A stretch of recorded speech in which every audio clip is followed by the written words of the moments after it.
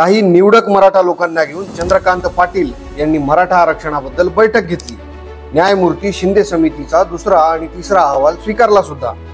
मात्र यामध्ये किती नोंदी सापडल्या हे अजूनही जाहीर केलं नाही। या तिन्ही अहवालावरून 50% आतलं आरक्षण मिळेल असा कोणताही प्रयत्न केल्याचं दिसत नाही। सरकार पुन्हा एकदा मराठा समाजाची फसवणूक करत आहे। सरकारला फक्त वेळ मारून न्यायची आहे। आपल्या राष्ट्रगीतामध्ये मराठा शब्द हा प्रांतवाचक आहे, मग मराठा आणि कुणबी एकच हे स्पष्ट होते। हा एकच पुरावा लागू करा, आरक्षण द्यायचं असेल तर उगाच भारूड गाऊ नका। जय शिवराय। मी मराठा सेवक त्रिशूल माणिकराव पाटील। स्वागत आहे आपल्या समाजासाठी चालू केलेल्या या YouTube चॅनलवर। तर बैठकीतून बाहेर आल्यावर चंद्रकांत पाटलांनी प्रेस घेतली। त्यामध्ये त्या तेरे नाम चंपा साहेबांनी एक नवीन हिशोब सांगितला। 1,76,000 गुणिला 300 = 30 लाख नोंदी होतात म्हणे। कोणत्या शाळेत गेलं होतं तेल लावून काय माहित, तुम्हीच बघा। पॉइंटेड मराठा विषय जाऊ दे की सरकार सकारात्मक आहे। 82 ची सुद्धा इंडिव्हिज्युअल नोंद सापडली तर कुणबी दाखला मिळेल। आतापर्यंत 1,77,000 नोंदी सापडल्या, त्याला 300 ने गुणले तर 30 लाख नोंदी होतात। पॉइंटेड। तर त्या सह्याद्री बंगल्यावर झालेल्या बैठकीत लातूर मधून छावा संघटनेचे नानासाहेब जावळे गेले।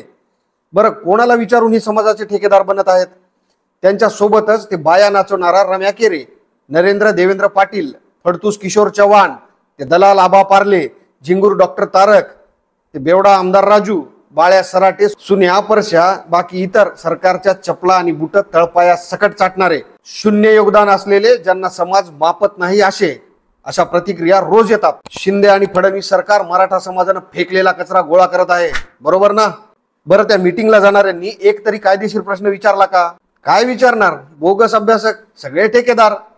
भावांनो, या स्वयंघोषित आणि सरकारपणित लोकांबद्दल तुम्हाला काय वाटतं? कमेंट करून सांगा। आणि आपलं चॅनल सबस्क्राईब केलं नसल्यास पहिले करा। तर या लोकांनी विचारायचं ना की जातीय जनगणनेचं काय?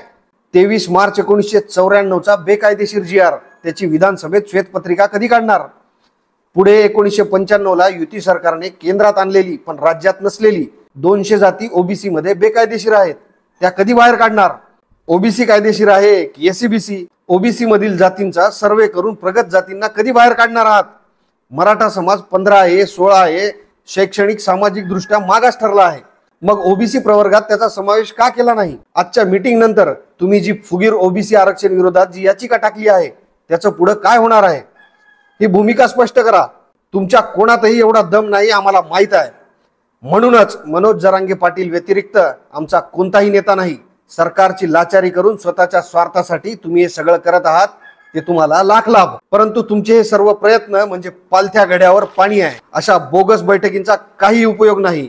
ज्या बैठकीत मनोज दादा नसतील ती बैठक समाजाची कशी? अरे मी तर हिला तमाशाची बैठक म्हणतो। सर्व गॅझेट लागू करावेत। गॅझेटने तमाम मराठा OBC आरक्षणात जातोय व जे शिल्लक राहतील ते EWS नसता SCBC घेतील। हे सरकार मॅनेज गँग बरोबर घेऊन फसवणूक करत आहे असं माझं स्पष्ट मत आहे। आता यावर पाटील काय बोलतात ते पुन्हा आपण पाहूयातच, पण सरकारने एक ध्यानात ठेवावं, मराठा आरक्षणासाठी समाजानं आणि पाटलांनी कोणताही वेगळा समन्वयक किंवा सभासद नेमलेला नाही। जरांगे पाटलांच्या नेतृत्वात आमचं आंदोलन असंच चालू राहील। OBCतून आरक्षण हीच आमची मागणी आणि हीच समाजाची भावना आहे। जर का सरकारला वाटत असेल की आंदोलन आता शांत झालेलं आहे, झोपेत राहू नका। आम्ही अखंड महाराष्ट्रातील मराठा समाज सन्माननीय मनोज दादा जरांगे पाटील यांच्या आदेशाची वाटच बघून आहोत। एका मिनिटात अखंड महाराष्ट्रातील मराठा समाज जागा होत असतो। सरकार तुम्हाला सांगतो, पूर्ण समाज आणि आम्ही फक्त वाट बघतोय मनोज दादांच्या आदेशाची। लढेंगे जीतेंगे हम सब जरांगे। कधी भी सज्ज आहोत लढायला आणि आम्ही हे बारंबार सिद्ध पण करून दाखवलेलं आहे। भावांनो, आपल्या प्रतिक्रिया नोंदवा। लवकरच भेटू। जय शिवराय।